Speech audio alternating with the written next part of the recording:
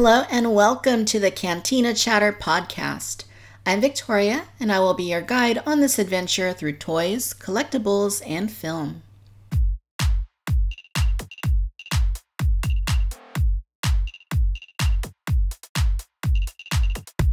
San Diego Comic-Con International 2018 has come to an end, and as is the case every year, countless new toys and collectibles were revealed by far too many companies to keep up with.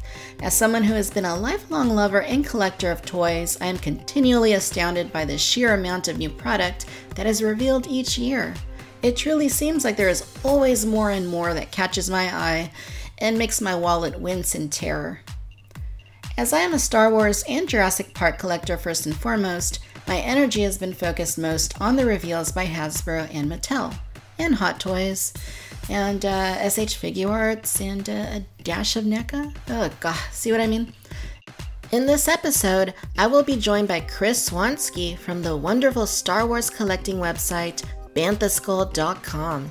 We will be discussing Hasbro's Star Wars reveals from San Diego Comic-Con 2018, and we will be going over the results of a series of Twitter polls that I ran asking you, the fans and collectors, what your response is to Hasbro's reveals. But first, I'd like to talk to you about the Victoria's Cantina Patreon. As you know, practically nothing in life is free. Even the air we breathe seems to come at a cost. I'm very proud of the work that Victoria's Cantina does, whether it's the toy reviews, the Cantina Chatter podcast, the toy photography on Instagram, or written articles for websites like Jedi Insider, Jedi Temple Archives, or the Jurassic Park podcast. I love what I do, and I'm happy to share it with all of you. But producing consistent, professional quality content comes at a cost. Unlike many YouTube channels or big-time Instagram accounts, Victoria's Cantina is not sponsored. We generally do not get free toys from the companies that we try to support. Nearly everything that comes out of the Cantina is self-funded. For that reason, I decided to create the Victoria's Cantina Patreon. By becoming a patron of the Cantina, you automatically gain greater access through 4 distinct tiers.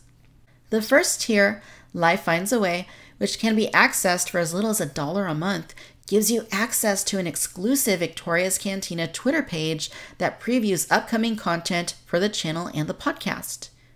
The second tier, The Force Will Be With You, which can be attained for as little as $5 a month, gives you access to new episodes of the Cantina Chatter podcast at least 24 hours in advance. You also get the benefits of the below $5 tier. The third tier, A Hero Can Be Anyone, can be had for at least $10 a month. In addition to the benefits of the lower tiers, you will also receive periodic behind-the-scenes featurettes on YouTube that highlight my review process, my podcast creation, and perhaps the coolest part, graphics design tutorials. Plus, you will also be able to preview select new reviews 24 hours in advance of the rest of the world. And finally, for a pledge $20 a month, the fourth tier, The Whole Damn Thing, gives you all the benefits of the lower tiers, but also a chance to make a guest appearance on Cantina Chatter, request toy reviews, and participate in a monthly giveaway. Yes, a monthly giveaway. Currently, Victoria's Cantina has 2 patrons. I would like to extend huge thanks to Mark and to Hannah for being patrons of the channel, and thanks to the generous efforts of one of our Facebook followers, Jason, I will be doing a giveaway once we reach 5 patrons. And I'm quite envious of some of the prizes that are going to be included in these giveaways, thanks to Jason's generosity. For full details on the Victoria's Cantina Patreon and to gain greater access to its content, click the link in the show notes.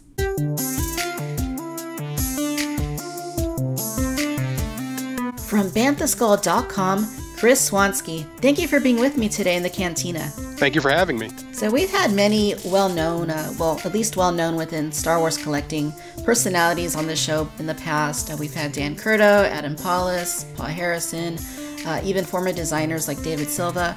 So I'm pleased that we can add you to the ranks of the Cantina Chatter patrons. I don't think I'm in that quality of patron, but I'm happy to be here. Very cool. Well, hey, it's awesome to have you. Thank you. So San Diego Comic-Con International 2018 just wrapped up, and with it were a multitude of toy reveals, not only from Hasbro, which is kind of going to be the focus of our show, but also so many others. There are just so many brands to keep up with these days. You have Lego, you have Funko, you have Medicom doing the Mafex figures, you've got SH Figure Art, Sideshow, Gentle Giant, Hot Toys, etc. And anytime one of these panels is about to happen, I swear my wallet winces in terror and goes into hiding. So aside from Hasbro, was there anything else that came out of Comic-Con that caught your eye or that you are also collecting? Well, I've actually recently I've really focused, so I'm almost exclusively Hasbro. I shouldn't say almost. I am exclusively Hasbro, so that's what I follow. And within that, I've become exclusively Star Wars and exclusively 3 3/4 inch. So I am a niche collector, to say the least. You're a lot more focused than I am. I wish that I had that sort of discipline. I'm all over the place. Not just within Star Wars, which of course I buy up pretty much all the scales of the Black Series, 3 3/4 inch, mostly focusing on super articulated stuff. I'm not a huge 5POA person, but then I get very much into the other companies too. I do get into the Hot Toys a little bit. I focus on the SH Figure Arts, which I think do excellent work. Amazing stuff. Amazing stuff. Totally. But then I also go into Jurassic Park. That's like my second other big thing that I have. I have a little bit of DC, a little bit of Marvel.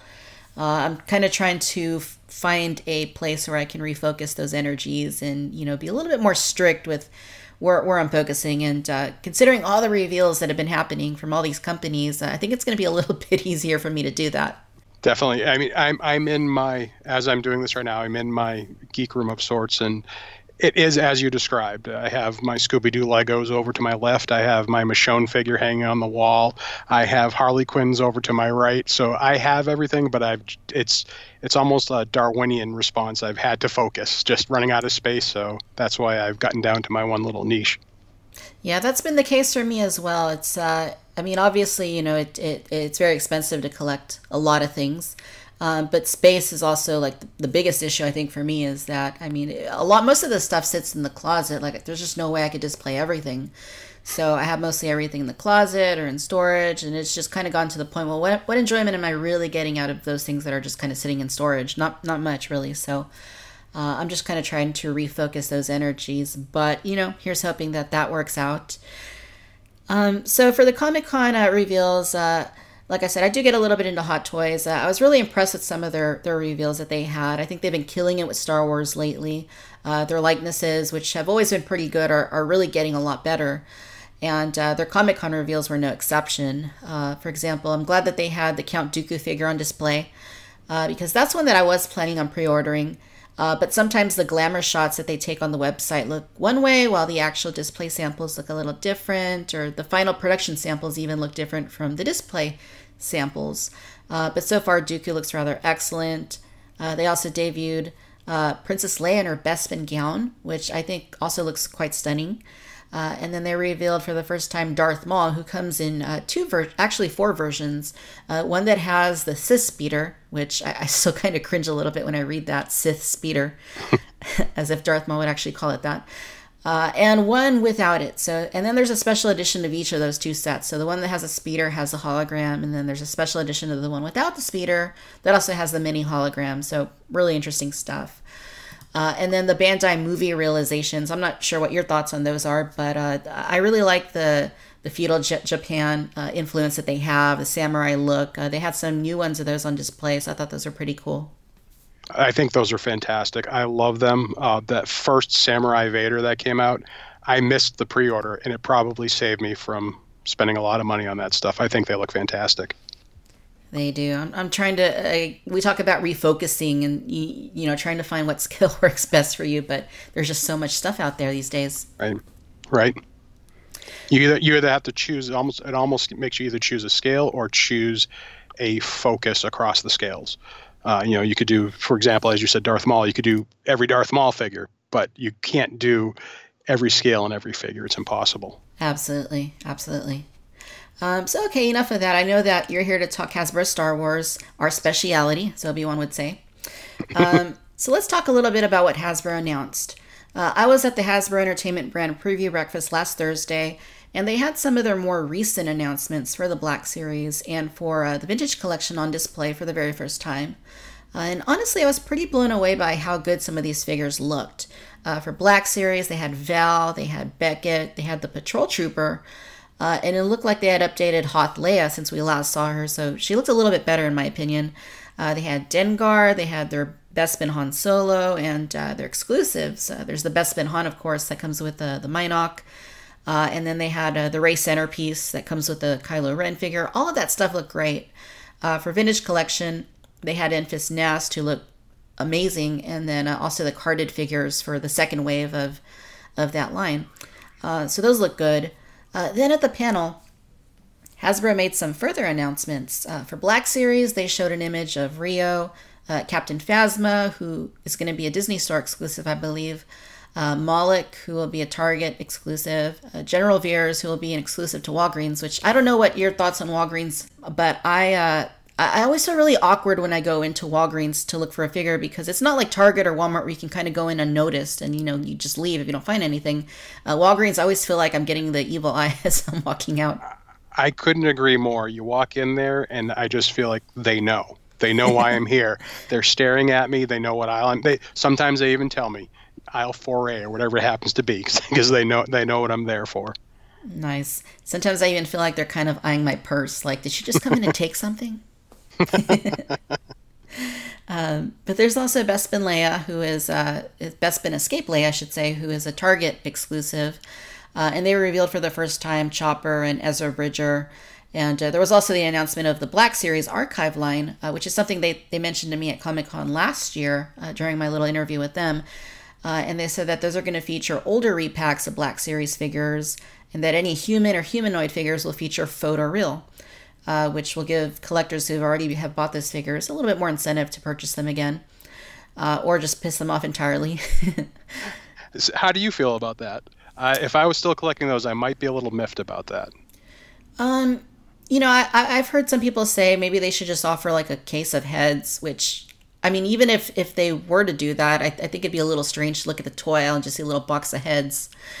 And then they're saying that, if you bought it before, you have incentive to purchase it again for the updates, or if you're buying it for the first time, a little box of heads isn't going to do you any good, which, I mean, I can see that. I'm okay with them redoing an archive line because a lot of those figures, when they first came out, had really poor facial paint applications. There was Anakin, there was Obi-Wan from Revenge of the Sith, Bespin Luke. I mean, just thinking back, several of them didn't look very good at all. Very waxy looking paint, in fact, just really shiny and glossy.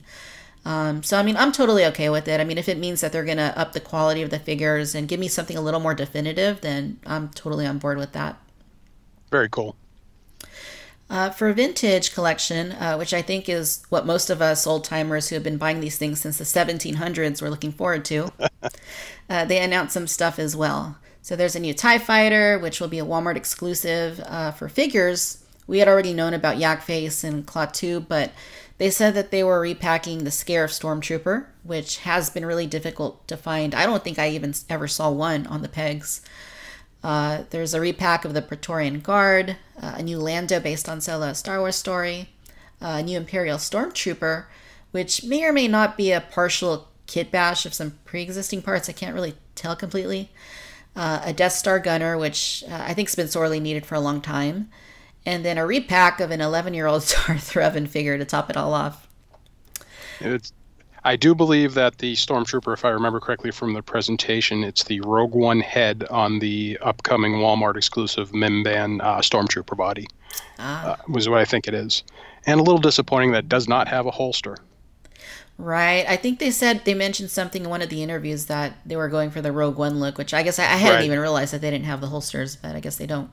Maybe if we're really nice and we can get Steve's ear in time, they could pack in a second belt with that figure. Yeah, hopefully so. I mean, I know Steve listens to the show, so Steve, if you're listening, this is what we're looking for. 2 belts, Steve. The one that's coming out, I'll buy 6. If you have 2 belts and I can use it for every Stormtrooper need that I have, I will never stop buying it.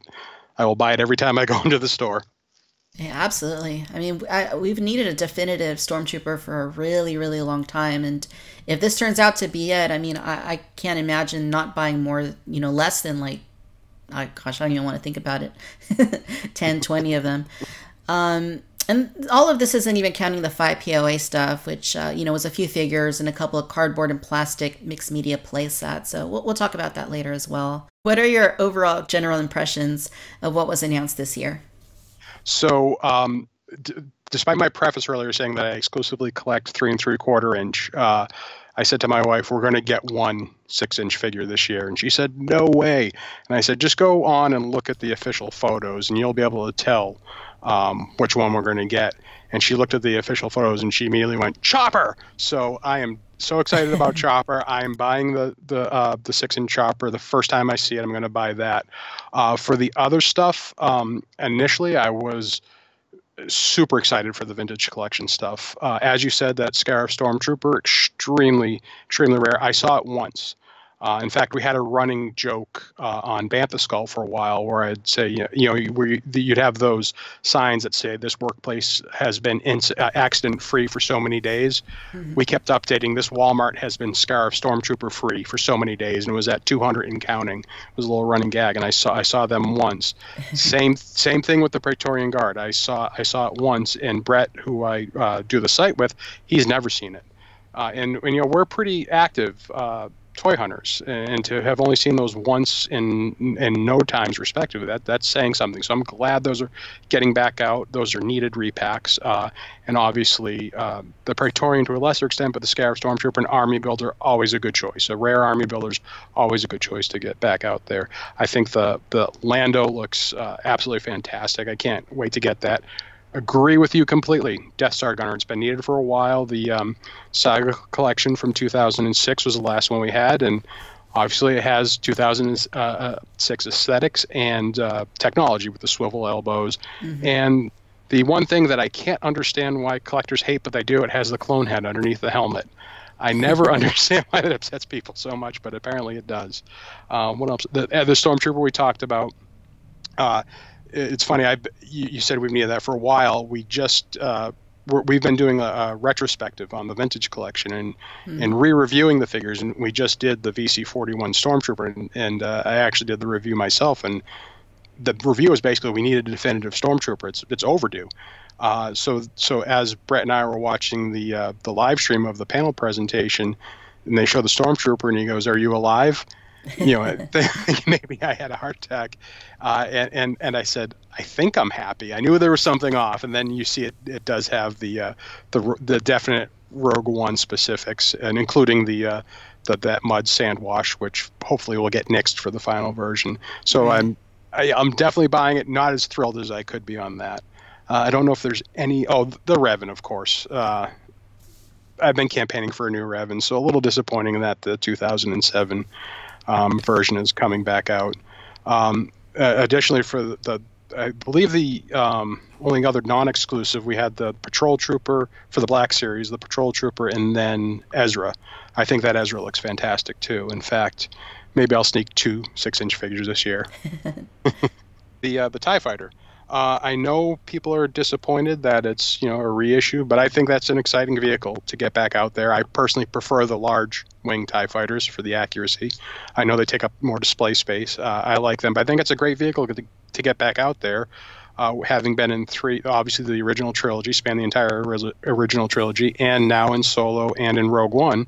So I think it's a great vehicle to get back out there. Yeah, I actually really agree with that. The last TIE Fighter I bought, I think, was the Saga Collection 2006. It did have the big wings, and it was exclusive somewhere. I don't maybe KB Toys or somewhere, but or maybe it was Toys R Us. But it's like kind of like a cast in a blue color, which yes, it looks nice. But I never bought any of the ones after that because it was already a pretty big vehicle, and I didn't really have any room for multiples, but I'm really glad to see them updating it with the big wings. The inside of the cockpit looks nice. You got the little red lights, decals, and all that. I'll definitely purchase that. And one issue that I am a little concerned about is I read somewhere, I'm trying to recall where, that it's kind of not packed very well. So when it comes out of the box, the wings are a little bit warped. Did you see that anywhere? No, I didn't. That's interesting. Yeah. That's a little disappointing to hear. Yeah, hopefully maybe that was a one-off issue, but Yeah. then they won't all be affected like that. But in any case, yeah, a lot of stuff was revealed that I think is pretty exciting. They also said that there's going to be some upcoming events in Canada and in Mexico, and then New York Comic Con is coming up, and that there'll be more announcements along the way. But for Black Series, I gotta agree that Chopper looks freaking incredible. Ezra looks great. It's really nice to kind of be winding down on the Rebels, the main crew, finally. We still need Zeb, obviously. And I personally wouldn't mind a Darth Maul if they wanted to do something like that from Rebels. And then some of the other figures, too. It's nice that we're getting pretty much all of the main core crew from Solo Star Wars story. So we're getting Rio, Beckett, Val, the patrol trooper. I thought looked really great in person. Then they also announced all these exclusives. So that's one thing I did want to ask you. A lot of these figures that are coming out are exclusives to Disney Store, to Walgreens, to Target. What are your thoughts on all of these figures being exclusive to these different stores?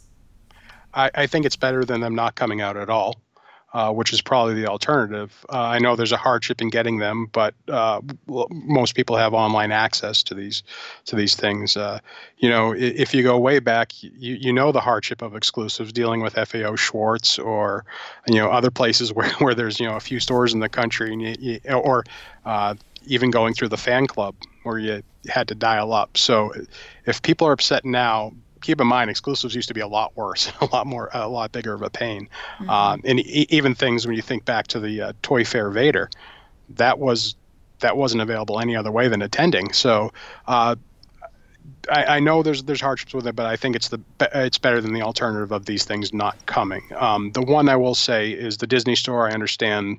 I don't have any near me. So, and my tune might change if a really good vintage collection exclusive comes to the Disney Store.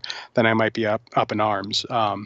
But again, what's the alternative? I guess would be my question to that. Right. And yeah, I agree with that. That's something that I actually tell people that collect other toy lines as well, as especially with Jurassic. With Jurassic, I'm not sure how closely you follow like what Mattel's been doing.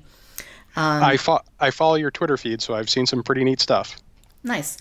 I think that the toy line that Mattel has designed for Jurassic is unlike anything that has been done in a very long time. I'm telling people that we're living through a golden age of Mattel Jurassic Park collectibles, the likes of which we haven't seen since the Kenner days in the late 90s. So I'm really encouraging people that are into collecting Jurassic to take advantage of that, because you never know how long these things are going to last, or if they're suddenly going to stop making something that you're looking to purchase. I mean, there's just so much product.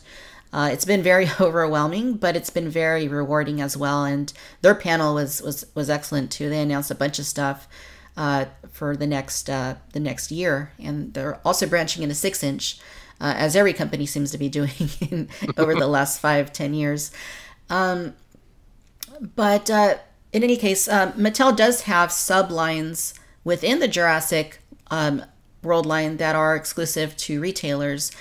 For example, they have a line at Walmart that's called Jurassic World Battle Damage, and it's not just like one or two figures, it's like a whole subline that you have to get there. They have at Target what's called the Legacy Collection, which is comprised of action figures and dinosaurs from the original trilogy of Jurassic films. And then at Toys R Us, they were supposed to have an assortment called Destructosaurs, and now that's kind of up in the air. It seems like maybe Amazon's going to be getting them, but we're not entirely sure at this point. But yeah, it's not just like one or two figures. These are entire waves and of figures that you have to go to those stores to get. But yeah, I mean, I totally agree. It's the same thing that I tell other people that collect these lines or other lines. It's completely better than not being able to get these figures in any capacity. So if I have to go to Walgreens, or if I have to go to Target, or check those stores' website in order to obtain these products, I think it's well worth it. Totally. And get creative. You get a Target Red Card, you get free shipping right to your house. And I'm not sure what Walmart offers, but I'm sure actually they do offer free shipping now, I believe, on orders over $25. Mm-hmm. So there's options out there. Absolutely. And for Vintage Collection, I was pretty pleased with most of the reveals. I ran a series of polls on Twitter that we'll get into in a moment, but I think Enfys Nest for me is right now kind of the standout of what I've seen. Also, I'm really intrigued by the Death Star Gunner, as I mentioned, the Stormtrooper. If this is going to be the definitive Stormtrooper, I'm really excited about that. And then, the repacks, Scarf Stormtrooper, absolutely need to get more of those. Like I said, I never saw it. The only ones that I ever got were because I lucked out through Walmart.com. When they did have them, like I think they put them up like twice, right. And I was able to get a few then, but never saw it at stores. Praetorian Guard, I saw that on one occasion. They had two of them. I thought, and I should know by now. I've been buying modern Star Wars toys since 1996. I thought, well, you know what? I'll buy one for now, and maybe next time I'll grab the other one. And then sure enough, never saw it again. But hey, and then Darth Revan. I think it is a little disheartening that they made people wait this long to release a new Revan in this scale, and when they finally did, it's just a straight repack. Which on one hand, I remember that it was an incredibly hard figure to find. I think over the last 20 years, if I'm not thinking of like the Walmart exclusive Black Series line, I think there maybe only been like 5 or 6 figures I never found at retail. And Revan was one of them. I never saw them anywhere. Luckily, a friend was able to get me one. But outside of that, I never saw him. And I think it was maybe a year after that when they were doing their really great Q&As that Hasbro used to do with all the websites. They said that they were going to get Revan back out there. They were going to reissue him. And it's taken 11 years, but, I guess on one hand, they've held true to their word. But on the other, it's like, well, you guys have released a far superior version in 6-inch. Couldn't you rework that figure and kind of give collectors a little bit more of a definitive version?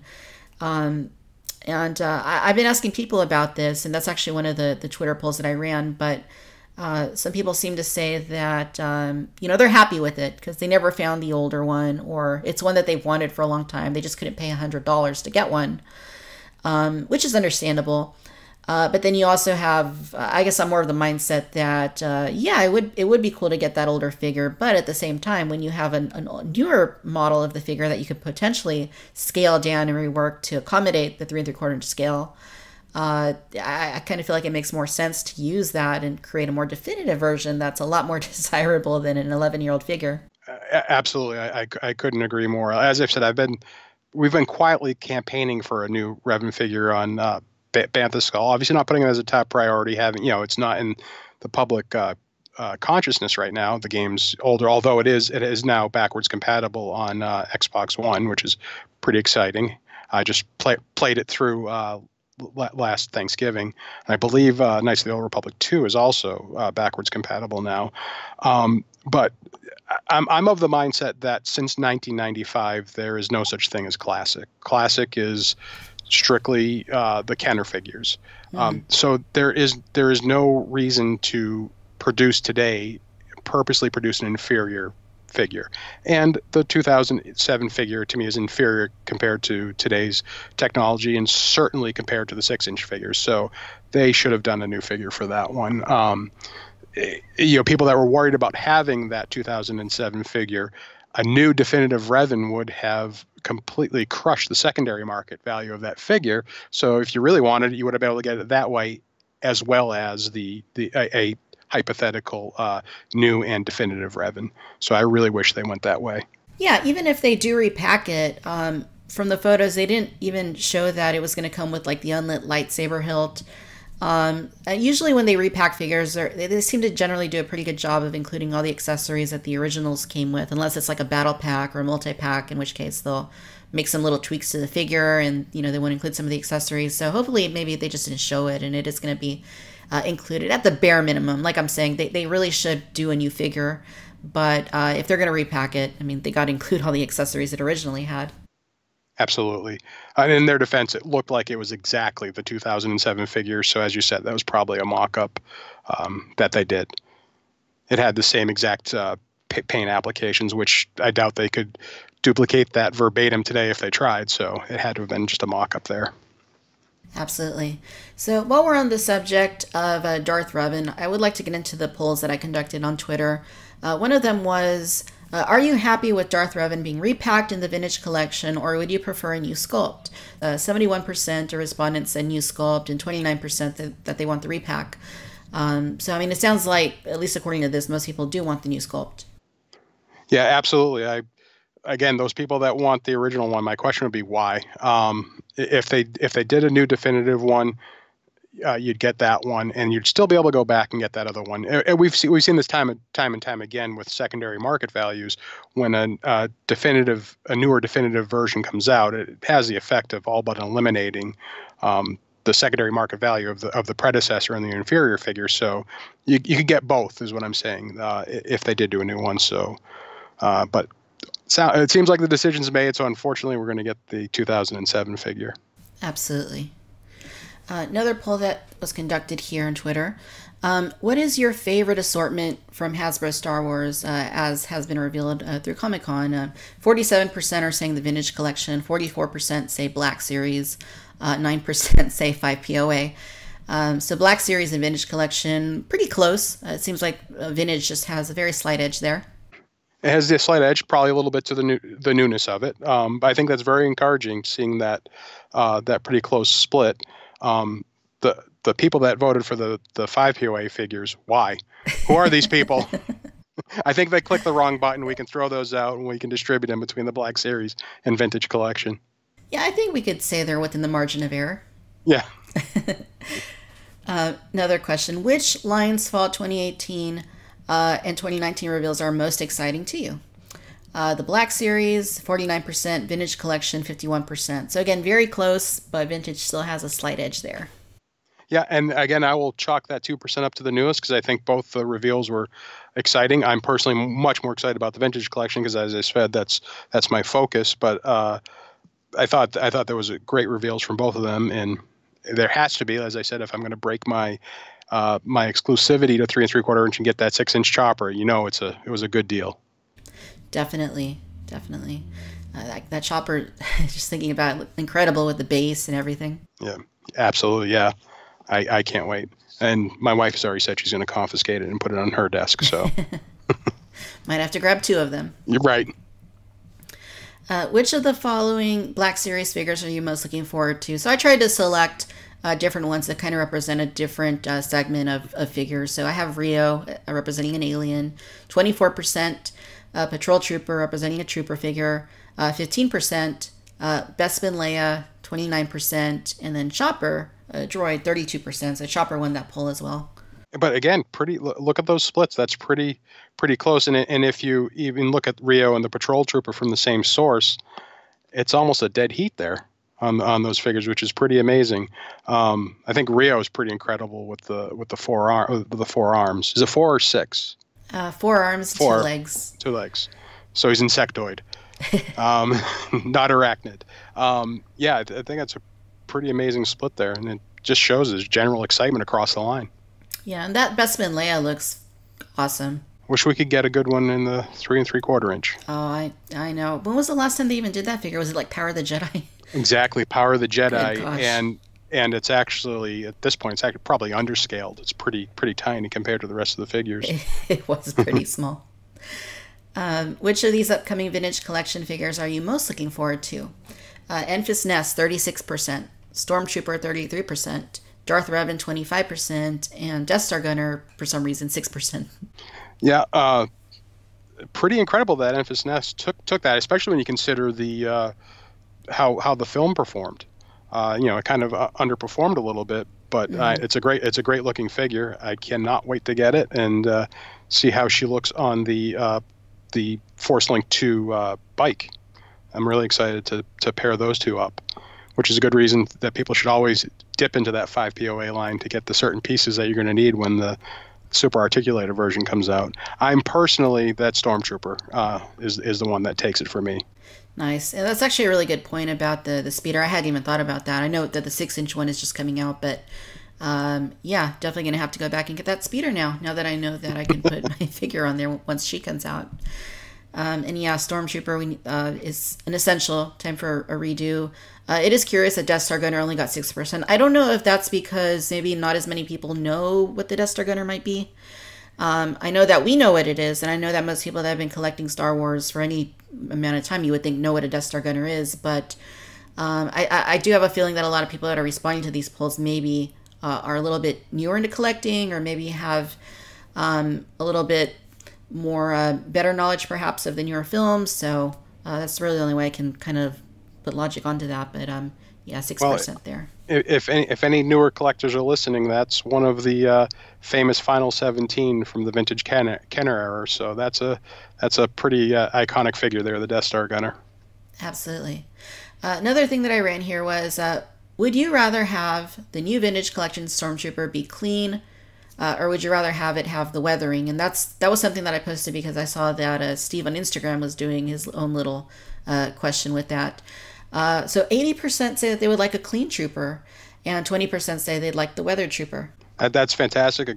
Agree 100% with the clean folks on that one. Some of the respondents to Steve made a great point. If you're willing to customize, weathering is perhaps the easiest one to do.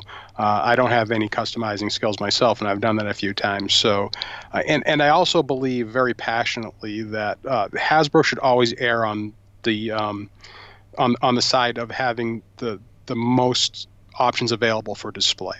And obviously a clean Stormtrooper gives you the most options for display, whereas a weathered one will kind of shoehorn it into just a few displays here and there. So I think they should definitely go with the clean one. And hopefully that's the less expensive option, so maybe they will. 100%. And I mean, they could always, double dip. I mean, I don't think they're going to have a really hard time selling, classic original trilogy Stormtroopers if they wanted to offer the figure maybe as a repack or in some other capacity, maybe a special action figure set with the dirtied up armor. Right. I mean, there's definitely ways to get that out there. Absolutely. Good point. What figures do you want to see more of in the vintage collection? 36% say the Clone Wars and Rebels. 28% say prequel trilogy. 22% say original trilogy. And 14% say sequel trilogy and spin-offs. A little surprised that the Clone Wars and Rebels placed so high on that. I'd personally would like to see the original trilogy, because we're so close to completing some subsets in the original trilogy. That's where I'd like to see the focus. Mm-hmm. But pretty cool that people are that engaged with the Clone Wars and Rebels, the new media, to want that into the classic line. That's pretty neat. Absolutely. And I wouldn't be shocked if, to some extent, the announcement of the Clone Wars coming back had some effect on this particular poll. Can I share a quick little anecdote? Of course. At this point, we ran a feature when the vintage collection was announced, and it was the top 5 things we do not want in the vintage collection. And I made the case I don't want Rebels figures in the vintage collection, and it's one of the few times I've actually gotten hate mail doing this. So it's I was wrong. People want it. Yeah, I mean, I hear you. That would be something that's new to vintage collection. I think at this point I'm more interested in also seeing things that, kind of finishing up, like you said, some of those original trilogy figures. Me personally, I'm huge on the prequel trilogy as far as the figures go. I know that they did a lot of prequel stuff, like in the last 10, 15 years. But I feel like there's still a few that they could update or that they could offer. But I definitely agree that anything that hasn't been done before should kind of be the priority at this point, at this stage in the game. There's definitely some prequel trilogy figures that need to get updated. I could think of, just the other day I was saying, boy, we don't really have a good Ki-Adi-Mundi figure, and that's kind of unbelievable to me. Yeah, that's true. They haven't updated that guy in, 2000, probably the anniversary collection, right? The Battle Pack? Right. I believe so, yeah. Yeah, that definitely needs an update. And there's several Jedi, too, that I could probably think of off the top of my head. Yariel Poof hasn't had an update in forever. I won't pronounce it right. CZ Tin. Believe is still rocking swivel elbows. That's the best we have. Yeah, it'd be great to see that. And even some of, like, the Sith. I mean, their Dooku was pretty excellent, I think. But, I mean... They use ankles. It could use ankles. It could maybe, if they wanted, I mean, ball jointed hips. I know some people love them, some hate them. I'm kind of in between. It depends on the figure. In some cases, I find it useful for posing, but not always. But yeah, that's another thing they could do if they wanted to add that to some of these figures is, just go all out on the articulation. Right. And to your point about ball jointed hips, it's if it's needed. We recently, again, we were doing the vintage collection retrospective. We went through the Cantina aliens. Well, they don't need ball jointed hips. They're not. They're they're Right. they're they're bellying up to the bar and maybe throwing down with Obi-Wan, depending on what they do. So it would be a waste and it would detract from the aesthetic. But you do get into your Jedi figures. I prefer to have the ball jointed everything, just so you can really get the good dueling poses out of them. Absolutely. Speaking of Cantina figures, I gotta admit, I'm a little disappointed we didn't even get to see one. Not one. Yeah, a little bit of a heartbreak on that. There's no Cantina figures. Yeah, I mean, I know that the one that I want most of all, of course, that's never going to happen, the Tonica sisters. Yes. I don't see that happening anytime soon. I still keep in contact with the actress, and I don't think that's going to change. But I mean, there's still a bunch of them that could stand to be updated as well. I'd like to see new characters first and foremost, but I mean, I wouldn't be disappointed if they went back and took another crack at Lax Sivrak or at Yep. Nubran Leeds, which is a great looking figure, but can't sit or anything. Right. I mean, there's several I could name that could definitely use a good update. And as you said, there's a lot of. I mean, everybody kind of in the Cantina is blink and you miss it. So Right. once you get past the Ponda Baba and Dr. Evazan, there's not many that rank above the others. And there's a lot we don't have. We don't have Arliel Shus. I don't know if I'm pronouncing that right. The first Hmm. Wolfman from the first scene. The other Biff that's just at the bar, and I can't think of the character's name at this Yeah. time. So there's quite a few that they could get to. Yeah, and we don't have Jenny, who I think that was her name, Right. the Yes. Han's Yep. girlfriend from the deleted Right. shot or whatever. Yeah, we don't have a Ketwall when they reverse the head. I think it's Malos or something is its name. Yeah. We don't have Right. that. I guess you could. I actually customized my Ketwall back a long time ago to kind of represent that figure, but I want something official, obviously. Yeah.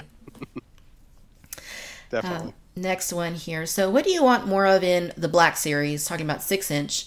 36% say prequel trilogy, 29% say original trilogy. That's tied with 29% the Clone Wars and Rebels, and then only 6% saying sequel trilogy and spin offs. For me personally, selfish reasons, I'd like to see Rebels. As I said, I really enjoyed that show and getting the Chopper figure for sure, but prequel trilogy has got to be their priority. I think the Black Series 6 inch scale. And cut me off if you don't want me going down this tangent. I think the nature of the scales is different, where the 3 3/4 inch is more of a breath line, where you want the background figures, but the 6 inch scale, because of the size, it's more of a character focus, where you just really want to display the characters. And the prequel trilogy has so many great sources. Just the Jedi alone. I think they should really focus on those coming up. Aayla Secura, Shaak Ti, the ones Mace Windu. They haven't done a 6 inch Mace Windu yet, have they? Not yet. That's pretty incredible. So there's so many great figures from the prequel trilogy that they really need to get to in the Black Series, in my opinion. Absolutely, and I think they kind of alluded to them being announced at one of the upcoming Right. shows. So that'll be interesting. But what's also interesting about that is that when you look at these other companies like the SH Figure Arts or the Hot Toys, I mean, they're going all in on this prequel kick that's going Right. on right now. Like everybody seems, or a lot of people seem interested in prequel figures, and they're taking advantage of that. Hasbro hasn't for a long time now. So I definitely like to see a greater focus on that in 6 inch. Definitely. And one thing, looking at this with the 6% on the sequel trilogy, I don't necessarily think I know the new media is divisive at times. I don't think that's a reflection of that. I think they're not, to use the phrase from Bernie Loomis, the original CEO at Kenner. They're not toyetic. If you look at the designs, they're not toyetic. They're kind of drab and bland, and they don't inspire toys. The prequels do. Those, whether you like those movies or not, they make great toys. Those prequel figures, prequel characters. Definitely. I think I agree with that to some extent. I mean, the designs, and that's been a complaint by a lot of people, is that the aliens just aren't as intriguing as they were in the other films. We still don't see even Rhodians or Right. Thorians or, some of those classic species that we saw in the prequels. So, I mean, there's that, and the designs of what they do have, just don't quite spark the same imaginative level that we have with some of those other designs. Even if you look at the Resistance uniforms. They're so drab. Oh, Like, yeah. a Lieutenant Connix figure would be pretty cool, but I can't imagine that flying off the shelves. Definitely. Yeah, I mean, the prequels really do have, I mean, the aesthetic, and, there may Yeah. have been issues with the stories or, the way that they were directed, the acting and whatnot, but the actual designs that were created for the films, whether it be the vehicles, the characters, the planets, I mean, there's just such an incredible aesthetic there that is interpreted very well in toy form. Absolutely. So here's hoping that 6-inch they continue to shift a little bit more towards the prequels, because I know that had they announced an A-list Akira at during their panel, I'm sure that probably would have gotten the biggest response out of anything. Oh, it would have that. Yeah, I agree. That would have brought that house down. The vintage collection figures. I mean, it's still fantastic to this day. So getting that in the 6-inch line would be incredible. And for that one, I might have to make one more exception. Don't tell my wife. And if she's listening, we're gonna get one more 6-inch figure, honey. Yeah, that would be amazing. I really hope that happens, because the vintage collection version is fabulous. So last question I have here is, and this is a little bit more general, but it's, do you generally agree with the direction Hasbro is taking Star Wars? 67% are saying yes, and 33% said no. And I didn't have any intent with this. I just kind of wanted to gauge what people thought about the reveals and what they think about the direction things are going. So I like the direction they're going for the most part. Like I said, there's other things I would like to see too, like more prequels and more Clone Wars, more Cantina aliens. But I generally do agree that they're doing a good job overall. I think they're doing a good job in certain areas, and there's things that definitely need improvement. I think their fan outreach has been outstanding lately, just absolutely outstanding. And the accessibility to, Steve makes himself so accessible on social media platforms. I think that's fantastic. The barge, obviously, I don't think that would have been a success without that outreach, because they really engaged the fan community on that, and through the fan sites provided a lot of promotional material that we could share and really stoke the excitement on. So I think that's fantastic. The one thing I don't agree with, and I don't necessarily know that this is at their discretion, is specifically with the 3 3/4-inch line, is I don't think they're putting out enough figures. You're going to have very shortly, we're going to have 9 trilogy movies, at least 2 spin-offs. You have the cartoons, you have video games, you have Legends, you have Expanded Universe. That's a lot of sources that people tend to specialize in. And if you're not putting out figures to satisfy those specific demands, those collectors die off. They go away and they don't come back. Oh, yeah. I've been calling it, and it's not as concise or gets the point across. I've been calling it segment momentum, where they need to maintain that momentum in the Cantina aliens, in the skiff guards, in the droids, in the troopers, for all the people that specialize. And I begrudgingly say this. We have a member who contributes. His name's Dustin. He also goes by the name CJ or Captain Jack. He put it as context, which actually puts it in a much better way. And his point was, why am I going to buy a super articulated Han Solo if I have no guarantee I'm going to get a Kira figure? And there's a lot of truth to that. So I think that's the one thing where I'd like to see them improve, is just get more figures out, or more figures in a subset or in the correct context together. To give it another anecdote, I probably would have bought all the Rebels Black Series figures if I had known they were all going to come out. But I passed on Kanan. I passed on Hera. I passed on Sabine, because I'm like, well, I'm never going to get the full set. They're taking too long. So it's just, if Steve is listening, there's a case in point where you missed sales because I didn't have a good feeling that I would get Chopper and Ezra or in Zeb, which is still waiting to come out. So that's where I'd like to see them improve. Yeah, really good point. And I do wonder if maybe to some extent they kind of learned something there, because with Solo, it seems like we're getting all of those figures. At least all the key players. We still don't have like Dryden Voss. We still don't have Maul, but all of the main core crew. It seems like they're getting to pretty quickly. Right. In the Black Series and 5 POA, they did that. There's no Kira for the vintage collection, which I would like to see. Right. Oh yeah, definitely. Their 5 POA version actually looked pretty good. So yes, yeah, it's decent. Agree there. Definitely. So one thing I do want to ask you on that note is, I think it was in their interview with Yoda's News. One thing they mentioned about carrying forward some of the figures from Wave One of Vintage this year, like Kylo Ren, like Rey. One thing they said is that they're doing it because they thought that having those characters on a vintage card for the very first time would be a pretty big draw. Is that something you agree with? Or obviously, if you're a loose collector, you're probably not going to really care about that. But do you think that that is as big a? Do you think that that is pretty viable of a line of thinking? What's the expression? Those that aren't students of history are doomed to repeat it. We just have to go back to 2010 with Forlom in the vintage collection. That figure had obviously been released in the 30th anniversary collection, and then they overshipped it along that same thinking. It would be the first time for one of the bounty hunters on the vintage card. I think the takeaway there is that the people that collect uncarded, they're there. There's just not as much as they think, or we think even. That figure, that Forlom figure was one of the ones. I'm not exaggerating. I just found one a couple months ago at Target. Oh. That figure from 2010. So I don't think people that collect just for the cards, I don't think there's enough of them to justify that thinking. I definitely agree with that. Not to mention that there is, I don't want to get too much into it, but a lot of people say that the sequel trilogy figures do incite some level of negativity or some negative association. But I mean, if there is any credibility in that line of thinking, then I imagine it would have some effect on these repacks being carried forward as well. Right. Okay, so I think that's all of the polls that we have here. I want to turn our attention to something that you brought up, and it was something that was run on Bantha Skull.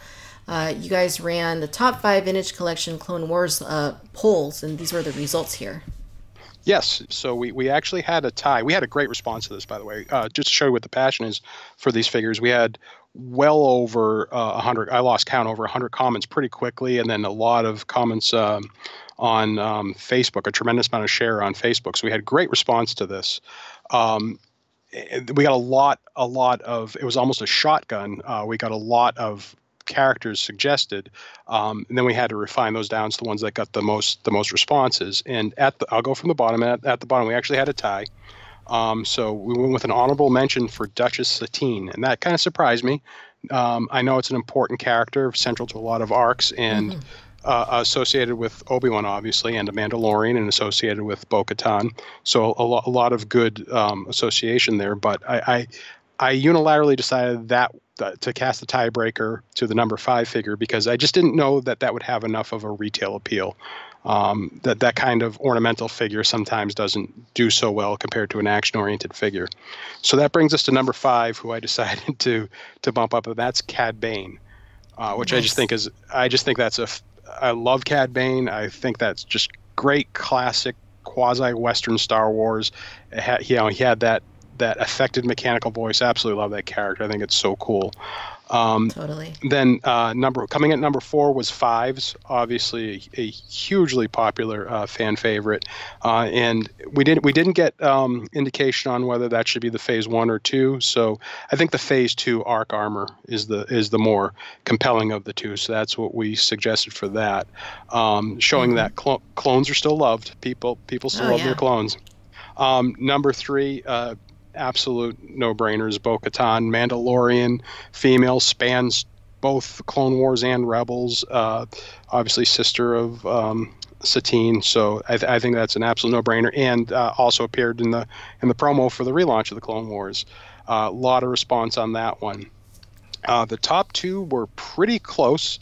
Number 2 was Pon Krell, the 6-limbed Dexter Jester type of Jedi General that turns turncoat there. That would be an interesting one to see if Hasbro could pull off on the standard vintage collection card. It's a bit of a big figure and obviously a lot of articulation, although they did do it with Rio, so it proves that they can shoehorn 6-limbed characters into the whatever the basic price point is for the line. So right.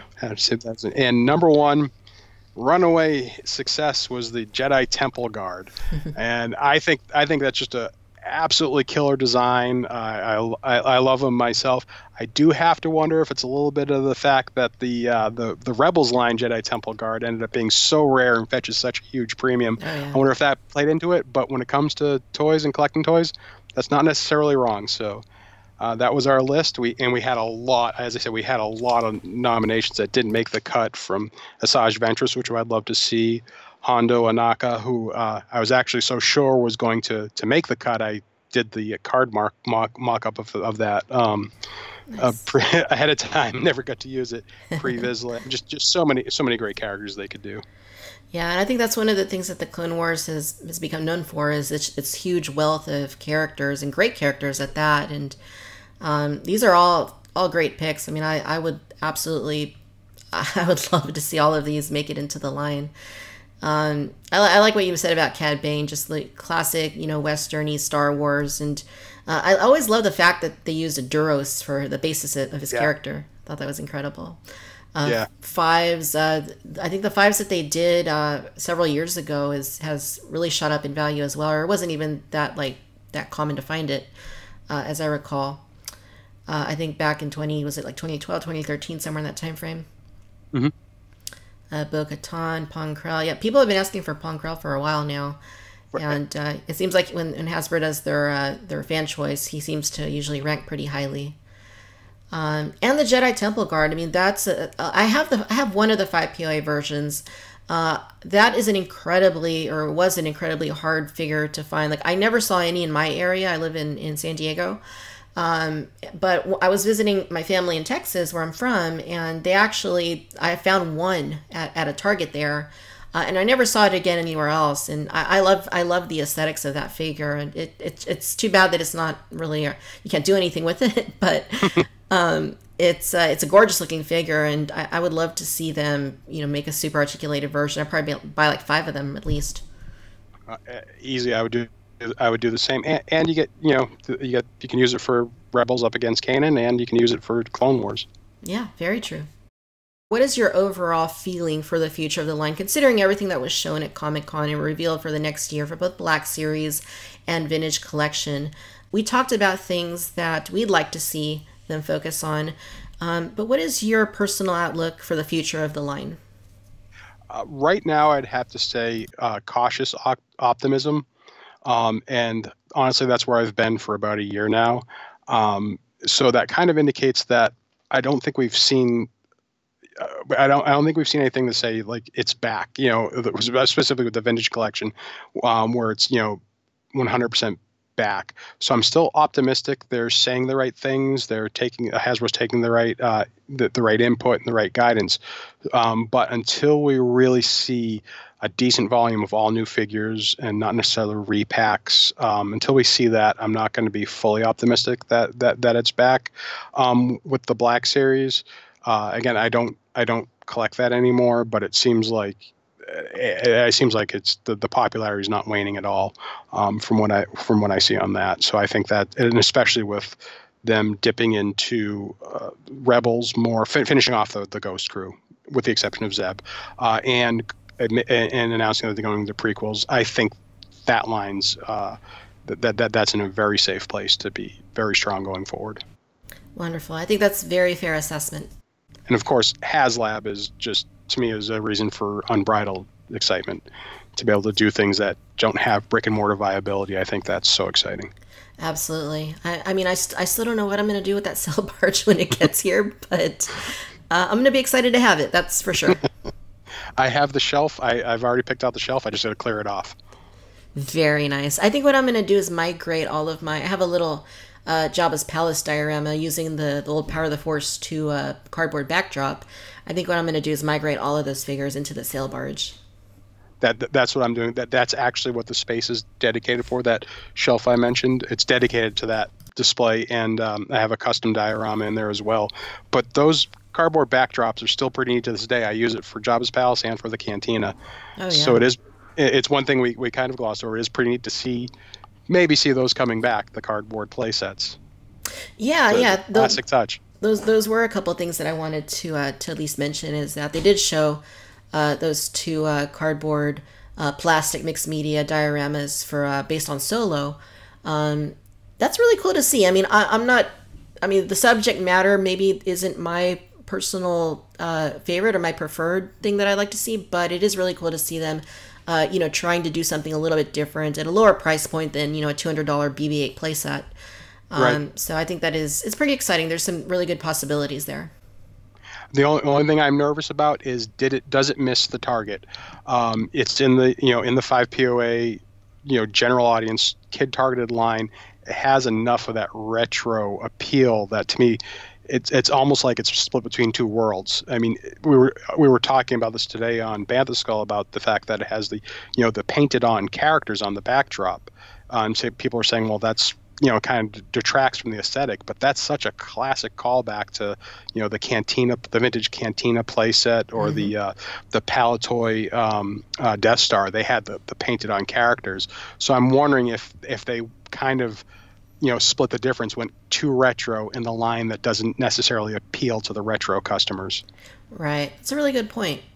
I wonder if they would have maybe targeted that, or maybe slotted it within the vintage collection, maybe did it alongside a recreation of the Cantina creature playset. Yeah. That now could you're have been talking. Interesting. Hasbro, make it happen. All right. Well, Chris, it has been a delightful chat. Absolutely. This is fun. Yeah, I love the work that you guys do on Bantha Skull. Oh, thank you. I mean, it's all straightforward. It's all about the passion of Star Wars action figures, and that completely comes through every time I review your site. Oh, I appreciate that. Read up on the latest articles and such. I like that you guys keep it straightforward. Don't veer off into the political side of things, or Yep.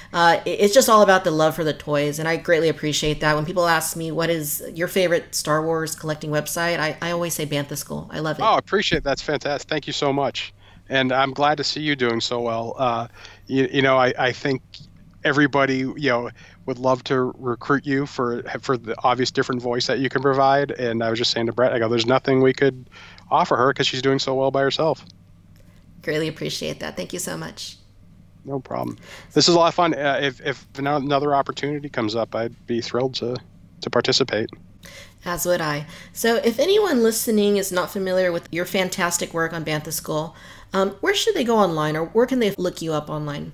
So we are pretty old school, so it's www.banthaskull.com. We are on Facebook and we are on Twitter, but we keep our engagement largely to the comment section of Bantha Skull. So if you want to reach us directly, that would be the best place to go. Awesome. Well, hey, Chris, thank you again for joining me today here in the Cantina to discuss Hasbro's Star Wars San Diego Comic-Con reveals. Again, thank you very much for having me.